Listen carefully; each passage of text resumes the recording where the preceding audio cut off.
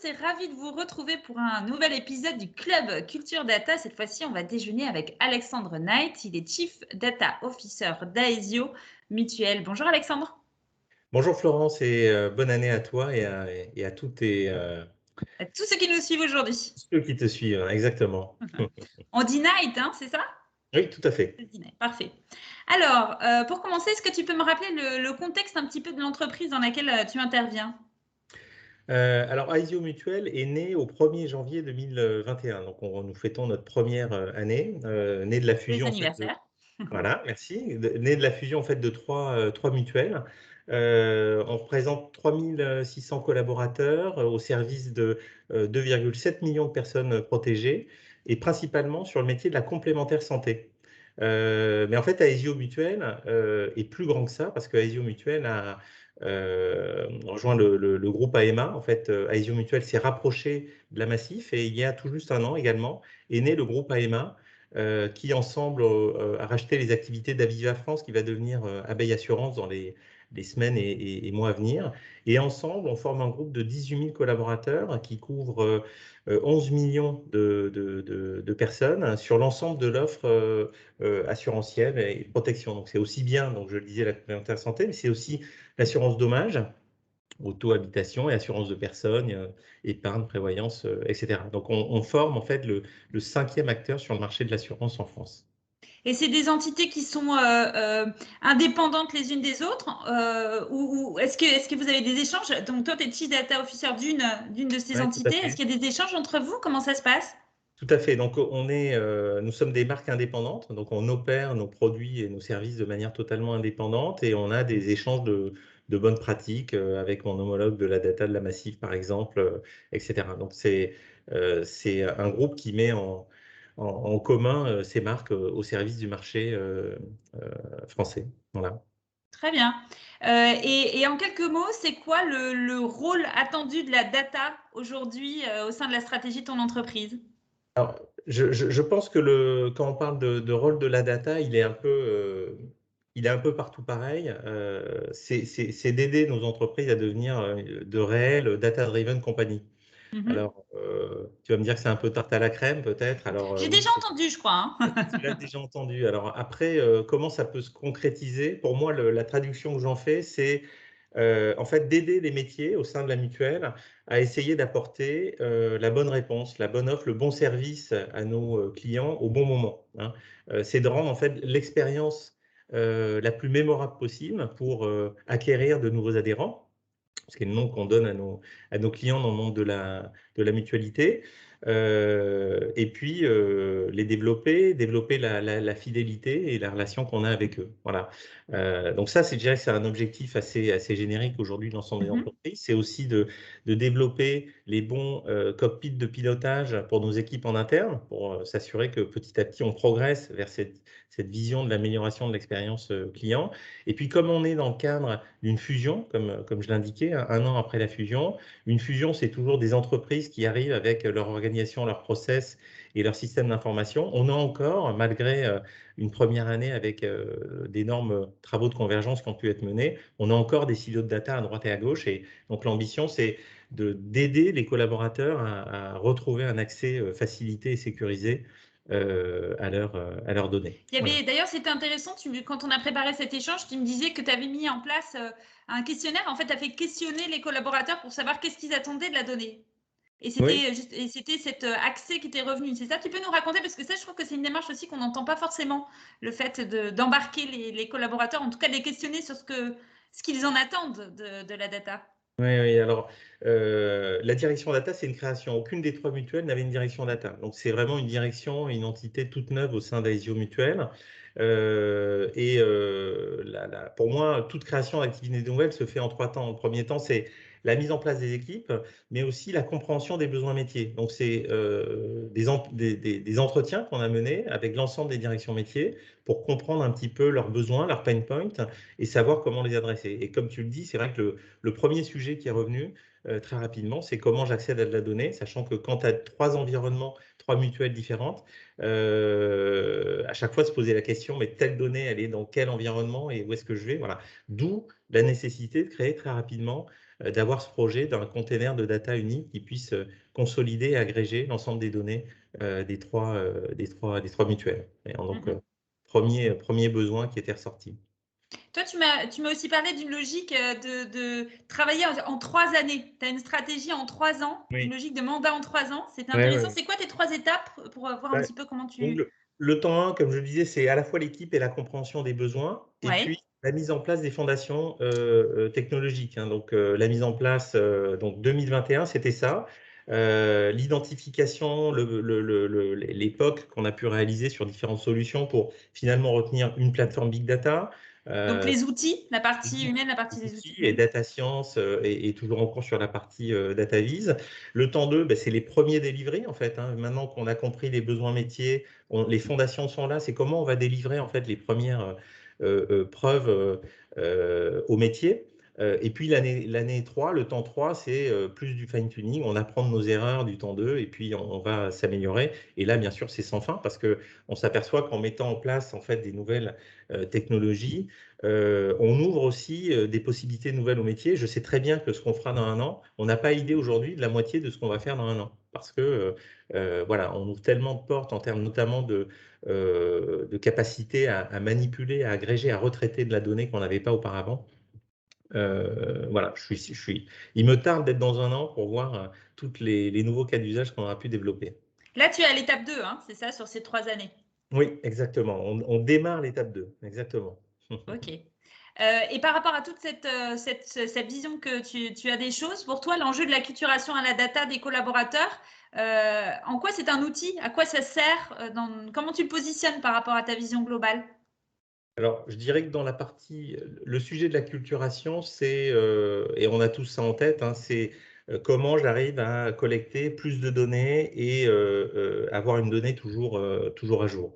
Donc, c'est que l'ensemble des collaborateurs, que ce soit des commerciaux, des gestionnaires et des personnels en interne, soient vraiment éclairés sur l'intérêt de collecter de la donnée et de l'avoir à jour, que ce soit des données et dans la relation qu'on a avec des prospects, avec des adhérents, mais aussi des distributeurs, des partenaires et des fournisseurs. Donc ça, c'est un enjeu global et c'est un enjeu au temps long parce que avant d'être capable d'expliquer ça à mon partenaire, à mon adhérent, il faut que moi-même j'en ai compris le sens, donc ça prend beaucoup de temps. Et puis, le second enjeu pour moi en termes d'acculturation, c'est de faire en sorte que au sein des métiers, l'ensemble des collaborateurs aient l'idée de se dire, bah, à chaque fois que j'ai une situation un petit peu difficile, un pain point un petit peu récurrent dans mes activités, j'ai le réflexe de partager ce sujet avec mes petits camarades de la data en se disant en quoi finalement, grâce à un meilleur usage de la data, je peux réaliser telle ou telle opération de manière plus efficace, qui va me permettre de, je ne sais pas, réduire mes temps et mes délais de traitement vis-à-vis de mes clients et donc améliorer la satisfaction de mes clients, être plus prédictif, etc. Donc, instiller dans l'esprit aussi de mes petits camarades l'idée et l'envie de venir nous voir pour partager des problématiques et voir si on peut apporter une amélioration à la situation actuelle. Ça, je trouve que c'est, par rapport à tout ce que j'ai pu entendre d'autres acteurs sur ce sujet d'acculturation, je trouve que c'est un parti pris qui est hyper intéressant parce que tu n'es pas dans une démarche de vouloir, par exemple, vulgariser de la technique, data, etc. Mais plutôt de te dire, mon enjeu principal, c'est qu'on sache pourquoi et qu'on pense à moi pour m'activer, pour finalement faire venir à toi des cas d'usage potentiels. Et finalement, tu arrives à toucher comment dire, l'intérêt de la personne. Vraiment, je pense au cœur. Et ça, je trouve ça assez intéressant parce que c'est vraiment dans un objectif qui n'est pas un objectif d'un pourcentage de personnes qui soient acculturées, mais plutôt la finalité qui est qu'ils aient le réflexe. En fait, pour toi, tu auras réussi si tu as un certain nombre de personnes qui viennent vers toi en te disant j'ai un besoin, Alexandre, est-ce que tu peux m'aider? Est-ce que la data, elle peut m'aider là-dessus, en fait, hein? C'est ça, en fait, ton objectif. Voilà, d'avoir des projets de collaboration avec l'ensemble des directions. Et ça, c'est important, même si ça passe, comme tu le dis, par aussi de l'acculturation et donc beaucoup de communication. C'est-à-dire qu'il faut que chacun ait compris l'intérêt que peut apporter aussi la data avant de venir et d'avoir le réflexe de venir nous Mm. voir. Est-ce qu'il y a des prérequis à ça? Parce que je pensais, par exemple, j'imagine que si des personnes viennent vers toi, elles peuvent avoir peur pour, par exemple, pour la sécurité de leurs données. En fait, si on n'a pas forcément l'idée de tout ce qui se passe derrière, la machinerie qu'il y a derrière, il peut y avoir pas mal d'appréhension. Est-ce qu'il y a des prérequis, en tout cas des conditions sur lesquelles tu es vigilant par rapport à ça?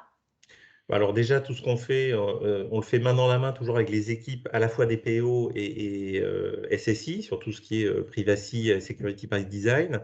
Mais encore faut-il l'expliquer. Donc, c'est tous les enjeux d'appropriation. Et là, aujourd'hui, un de nos enjeux cette année, c'est de travailler sur un plan d'acculturation. On reprend l'ensemble des thématiques, des grandes thématiques sur l'intelligence artificielle, la gouvernance des données, les chatbots, etc.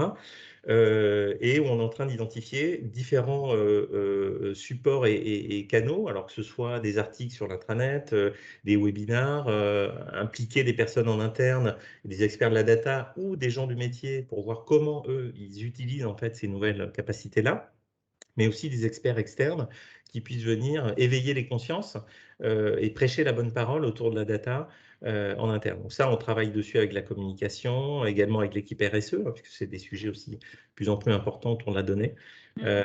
Donc c'est un travail de médiation, en fait. Pardon? C'est plus un travail de médiation.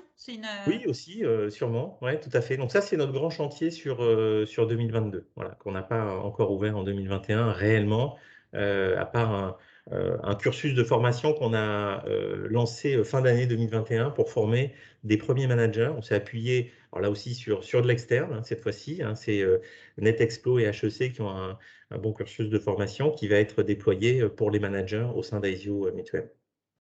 Et donc là, comme tu disais, tu es plutôt à cette première étape. Tu as les grands sujets qui sont prêts et tu vas dérouler en 2022. Par rapport à ce que tu as pu mettre en place pour l'instant, est-ce que tu aurais un retour d'expérience à nous faire? Peut-être un loupé que tu ne referais pas ou quelque chose où, avec du recul, tu t'es dit ça, j'aurais pu faire autrement. Je me souviens d'un exemple en particulier dont tu m'as parlé qui était assez intéressant. Oui, c'est ne pas communiquer trop tôt. C'est-à-dire que dans les choix des solutions techniques qu'on a sélectionnées, on a choisi une plateforme Big Data qui s'appelle Snowflake, qui je pense est une des meilleures du marché aujourd'hui et qui est en mode SaaS et on est en paiement à l'usage. Donc le paiement à l'usage, par rapport à un monde traditionnellement où on investit très lourdement sur des infrastructures pour 3 ou 5 ans et qu'on les utilise ou pas, on a des coûts fixes, à un monde complètement en fait variable où on paie à l'usage, je me suis rendu compte que dans certains esprits, ça avait pu éveiller des inquiétudes en disant « Ouh là là, mais il faut faire attention, si je consomme trop de computing l'année prochaine, ça va peut-être me coûter trop cher. » Alors que, en fait, moi, je suis dans une étape où je veux justement libérer la créativité, avoir le plus de cas d'usage possible pour ensuite, bien sûr, on aura à piloter, on est dans un monde financier et très réaliste et on a des contraintes budgétaires, mais là, c'est un petit loupé parce que finalement, j'ai suscité des craintes qui n'ont pas lieu d'être en cette phase d'histoire. Donc, le temps des horloges, c'est très important à respecter. Ça, je trouve c'est un vrai retour d'expérience qui pourra servir à d'autres personnes qui nous écoutent à se dire OK. Parce qu'en plus, on a tellement envie enfin, c'est tellement légitime d'avoir envie de partager et de communiquer sur ses atouts. Enfin, on a vraiment l'impression que c'est un atout et tu as raison, c'est ce qui fait aussi l'un des vrais intérêts de cet outil. Mais du fait, c'est vrai que ça peut des fois, on peut pas forcément anticiper toutes les conséquences que ça peut avoir dans l'esprit des personnes qu'on a envie d'embarquer dans l'aventure. Exactement. Pour terminer, si tu avais une question à poser à d'autres pairs là, qui nous écoutent, une question, un retour d'expérience sur un sujet en particulier qui pourrait être utile, est-ce qu'il y en a un en particulier auquel tu penserais? Je ne sais pas en particulier. Par contre, apprendre des erreurs, je trouve que c'est toujours plus facile d'apprendre des erreurs des autres que de ce qui a fonctionné. Parce que ce qui a fonctionné, je ne connais pas le contexte dans lequel ils sont, les moyens qu'ils ont pu mettre que je n'ai peut-être pas, etc. Les erreurs, c'est peut-être plus facile. Donc, oui, échanger et partager, Des bien preneurs des comprendre. fails, les fails. Voilà, les fails, toutes les fausses trappes, voilà, ça me semble important pour nous éviter, moi et toute mon équipe, voilà, de réinventer la roue sur des choses qui de toute façon ne marchent pas. Voilà. Et c'est pour ça d'ailleurs que tu as pris, je pense que tu as eu aussi l'audace et l'humilité de nous partager ton fail à toi, ce qui est chouette. Oui, oui, oui. C'est vrai. Merci beaucoup Alexandrin pour ton Merci partage d'expérience, Florence. c'était super intéressant. On te souhaite tout le meilleur Merci. pour toi et pour ton équipe dans la mise en place de ces projets. Là, on sent ça bouillonne en termes d'acculturation de la data des collaborateurs et puis on reste connecté. OK, parfait. À très À bientôt. bientôt. Au revoir. Au revoir.